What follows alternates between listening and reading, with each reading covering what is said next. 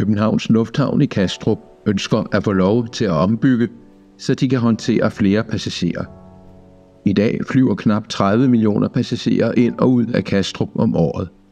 Lufthavnen ønsker, at det fremover skal være 40 millioner og op til 55 millioner. Det kræver en ny lov i Folketinget. Flyvning er meget energitung.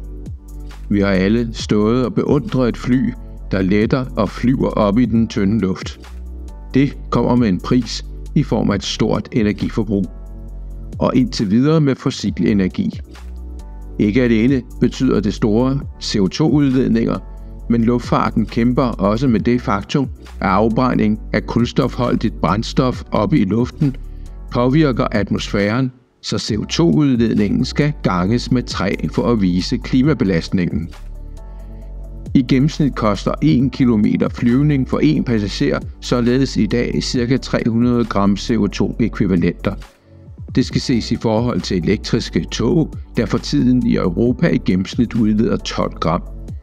De lange flyrejser er særligt slemme. Simpel matematik siger, at de lange ture, som er mulige med fly, sammenregnet betyder, at klimaaftrykket for en tur til Japan, Thailand eller Australien måles i adskillige tons CO2-ekvivalenter tur-retur. Hvad siger fornuften? Er fly i luften?